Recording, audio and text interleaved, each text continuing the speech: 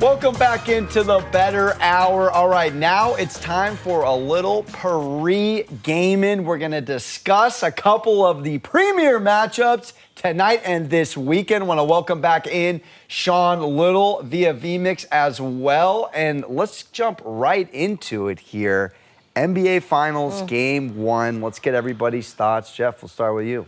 I was tempted to try to go on the Celtics, but I'm not gonna go with it. I heard $1 Million Marco put $100K on the Celtics. I wish I had $100K to put on the Celtics money line, because I would not put it on the Celtics money line. I'd put it in my pocket. But yeah, the Warriors, they just look like a team that's going to win Game 1. They've been dominant at home. We spoke about it throughout the show, about the Warriors' accolades. I always keep a little bit of money in case the Celtics could catch them sleeping, because they've had a little bit extra time off. So that first half is going to dictate how this rest of the game goes. But Warriors money line, I think the Warriors are going to win the game.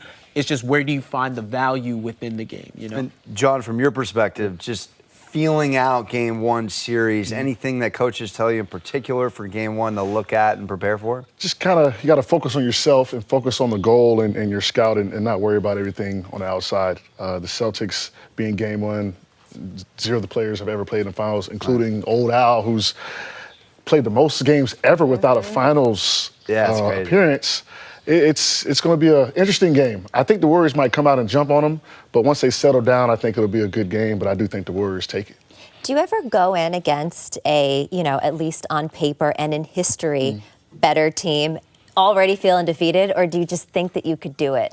You kind of say, hey, look, let's make history. Yeah. It happens. One game at a time, right? One game at a time. Someone will eventually come back from 3-0.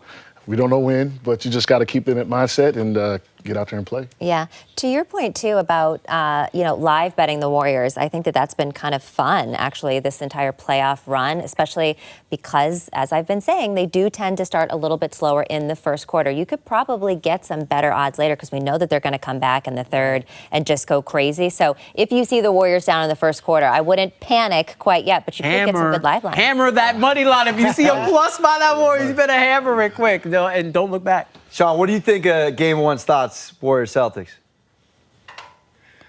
I like the Warriors. I have the Warriors to win. I have the Warriors in the series, but I'm starting to get a little nervous, man. I haven't seen anyone take the Celtics money line. Everyone likes the Warriors to take care of business. I will say this. The Boston matches up well with the Warriors with the ability to switch on screens. They have a lot of guys that'll switch off, and they can be able to slow down that offense a little bit. But, yeah, I haven't seen not a single person on the Celtics money line. So that makes me a little nervous, but we'll see. I'm excited for the game.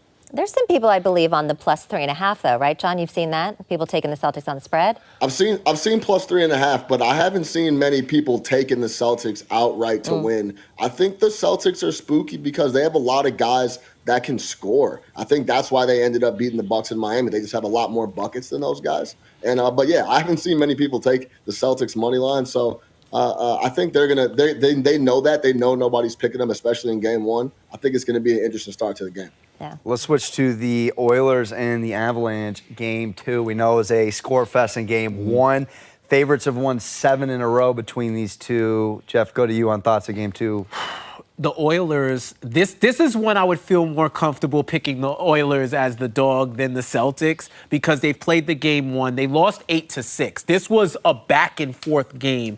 Crazy amounts of scoring, but it was still a back-and-forth game. And the Oilers have enough offense in order to win. They just have to stop the puck. That's all that has to happen. But if this gets into a game where they just first to 8 wins, I feel comfortable hammering at least the over. Definitely the over. But for sure, if they will sprinkle a little on Edmonton on the money line, because they have the offense to get it done. Yeah.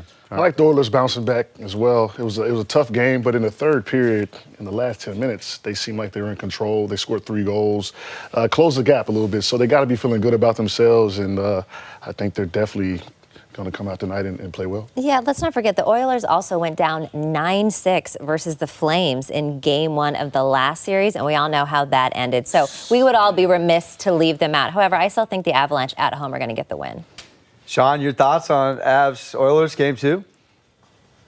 Yeah, seeing the total go from 7.5 to 7, even when everybody in the sports media, like all of us, are talking about the over and how much everyone can score, makes me feel like Edmonton's going to slow up a bit. But the Avs have just been scoring they're 4 deep. They're scoring 4 lines deep. They have so much offense. With that number going down, I think Edmonton's going to have a little trouble. I think the Avs get game 2 as well to go up 2-0.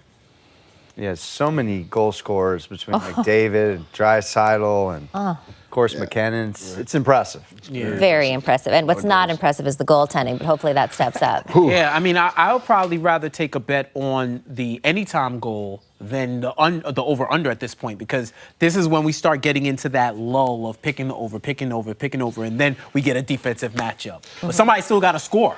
So why not? I pick the over every time, man. I'm going with the goals.